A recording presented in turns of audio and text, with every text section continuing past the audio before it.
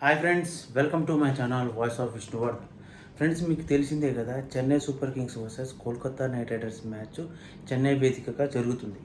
అయితే టాస్ గెలిచి బౌలింగ్ తీసుకున్న కోల్కతా నైట్ రైడర్స్ బాగానే బాల్ చేసింది. ఫస్ట్ 4 ఓవర్లో 16 రన్స్ మాత్రమే వచ్చింది. ఆ 16 రన్స్ వచ్చిన తర్వాత మ్యాచ్ ఇంకా అట్లనే తగిలెట్టింది. ఆ త్రిపాఠి విజయ్ శంకర్ కలిసి ఒక 43 రన్స్ పార్ట్నర్షిప్ చేశాడు. మిగిలిన వాళ్ళందరూ పెద్ద ఇంపాక్ట్ ఏం చూపించలే. అందరు వరుసగా వికెట్లు పడిపోయినాయి. ఆ కాన్వే అయినా, రచిన్ రవీంద్ర అయినా, తర్వాత పార్ట్నర్షిప్ చేసిన వాళ్ళు ఇక తర్వాత వరుసగా వికెట్లు. దీంట్లో దరిద్రం ఏంటంటే చెప్పేదా, దీపక్ హూడాని ఇంపాక్ట్ ప్లేయర్ కింద తీసుకున్నాడు. ఒకప్పుడేమో బాగా ఆడొచ్చు, కానీ ఇప్పుడు అవుట్ ఆఫ్ ఫామ్లో ఉన్నాడు. అతన్ని ఎందుకు ఇంపాక్ట్ ప్లేయర్గా తీసుకున్నారో నాకు ఒక్క ముక్క కూడా అర్థం కాలేదు. వేరే ప్లేయర్స్ ఉన్నారు కదా ఇంపాక్ట్ ప్లేయర్ కింద, వాళ్ళని తీసుకోవచ్చు కదా. ఏమో కానీ నాకు అర్థం కాలేదు. చెన్నై ఓడిపోవడానికే గ్రౌండ్లోకి వచ్చినట్టు కనపడింది. అట్లా క్లారిటీ తెలుస్తుంది. ఇంకా చెన్నై అసలు ఇంపాక్ట్ లేకనే మ్యాచ్ ఈరోజు. అసలు ధోని కూడా ఎలిబిడబ్ల్యూ నీరసమైన మ్యాచ్ అబ్బా. ఎంతో ఎక్స్పెక్టేషన్స్ పెట్టుకొని గ్రౌండ్కి పోయిన వాళ్ళ పరిస్థితి ఏమో నాకు తెలియదు. కానీ నేను సచిన్ టెండూల్కర్కి ఫ్యాన్, ధోనికి ఫ్యాన్ కాదు. ఎందుకంటే 2011 వరల్డ్ కప్ గెలిపించిన ప్రతి ఒక్కరికి నేను లాయల్గా వాళ్ళ మ్యాచెస్ అన్ని చూస్తాను, కోహ్లీ అయినా సరే.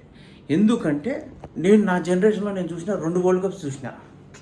అది ఇవి ఇప్పుడు వేరే. కానీ 90s కిడ్స్కి చూసిన ఫస్ట్ వరల్డ్ కప్ అంటే 2007 వరల్డ్ కప్, తర్వాత 2011 వరల్డ్ కప్. అది 90s కిడ్స్కి ఒక అదేమంటారు మరుపురాని క్షణం, ఆ రేంజ్. అందుకని నేను ధోనిని కొంచెం ఆయన మ్యాచ్లు చూస్తాను. సో ఆయన ఈరోజు చాలా ఘోరమైన పర్ఫార్మెన్స్. ఆయన కెప్టెన్సీలో అదిరిపోద్ది. ఈరోజు ఓల్డ్ ధోనిని చూడొచ్చు అనుకున్నాను, డిసప్పాయింట్ చేశారు. సరేలే, డిసప్పాయింట్ అయిపోయాడు అనిపించింది. తర్వాత కేకేఆర్ బౌలింగ్ మాత్రం ఎక్సలెంట్ అబ్బా.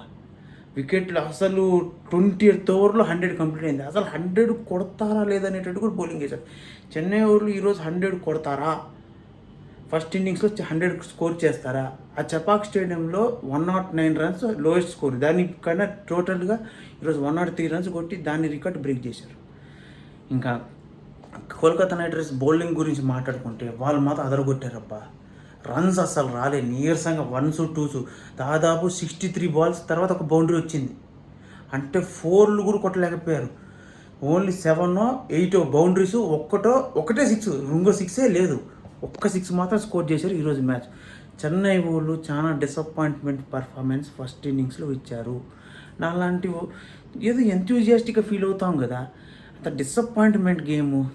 చెన్నై వాళ్ళు చాలా డిసప్పాయింట్ ఇచ్చారప్ప. చెన్నై ఈ గ్రౌండ్లో స్టేడియంలో మ్యాచ్లు చూస్తున్న వాళ్ళ పరిస్థితి ఏందో నాకు అర్థం కావట్లేదు. ఈ సీజన్లో ఇంత ఘోరమైన పర్ఫార్మెన్స్ చెన్నైది. 5 సార్లు కప్పు, ఎన్నోసార్లు ఫైనల్స్ పోయిన టీము ఈ 2 సీజన్ల నుంచి అసలు ప్లే ఆఫ్స్ పోవడానికే ఇబ్బంది పడుతుంది. ధోని అయితే రన్స్ తీయడానికి ఇబ్బంది పడుతున్నాడు. అతనికి మళ్ళీ ఈరోజు ప్రెజర్ఫుల్గా క్యాప్టెన్సీ ఇచ్చారు.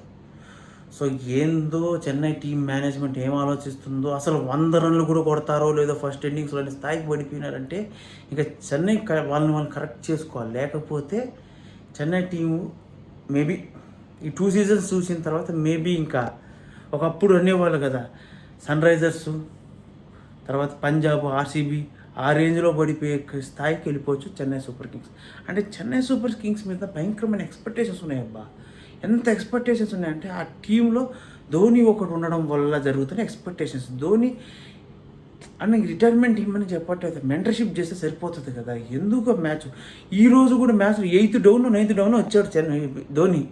ఇంకా అంతకంట ఇక చెప్పుకోండి, 8th డౌన్ 9th, ఇంకా లాస్ట్ మ్యాచ్ అయిపోయి ఇంపాక్ట్ ప్లేయర్కి వస్తాడేమో తెలియకుండా ఉంది. మరి ఇంత దారుణంగా ధోనిని పర్ఫార్మెన్స్ ఉంటుందని ఎక్స్పెక్ట్ చేయలే. ధోని వాళ్ళ ఫ్యాన్స్ ఎలా తట్టుకుంటున్నారో నాకు అర్థం కావట్లేదు. ఎందుకంటే ధోనికి బీభత్సమైన ఫ్యాన్ ఫాలోయింగ్ సచిన్ టెండూల్కర్ తర్వాత. కొన్నిసార్లు సచిన్ టెండూల్కర్ మించి ఫ్యాన్ బేసెస్ ఉన్న స్టేట్స్ ఉన్నాయి ధోనికి. కానీ ధోని ఈ రేంజ్ పర్ఫార్మెన్స్ లాస్ట్ 2 సీజన్స్ ఇస్తున్నాడంటే మనకు చాలా డిసప్పాయింట్మెంట్ అనిపిస్తుంది. ఎందుకంటే వరల్డ్ కప్ విన్నింగ్ హీరో అనుకుంటాం కదా, అతన్ని 6 కొట్టి గెలిపించాడు మనం అంటాం. మనం నిజంగా ఫీల్ పర్ఫార్మెన్స్ లేదు. ఆయనకి ఏజ్ ఫ్యాక్టర్ పనిచేస్తుందబ్బా. ఆయన రిటైర్మెంట్ తీసుకొని మెంటర్షిప్ ఇస్తే ఆ చెన్నై సూపర్ కింగ్స్ ఏదైనా బాగుపడే ఛాన్సెస్ ఉంది. లేకపోతే ఇంకా 2-3 సీజన్ ఇదే పరిస్థితి, వాళ్ళని ఎవడు కాపాడాడు. సో ఫ్రెండ్స్, మీకు కానీ వీడియో నచ్చితే లైక్ చేసి subscribe to my channel voice of Vishnuvardhan. ఇలాంటి మోర్ కంటెంట్ ఉన్న వీడియోస్ కోసం నా ఛానల్ లైక్ చేసి సబ్స్క్రైబ్తో పాటు బెల్ ఐకాన్ అయితే ఆల్ ఆప్షన్ ఆన్లో పెట్టుకోండి. Thank you for watching. Stay tune for more videos.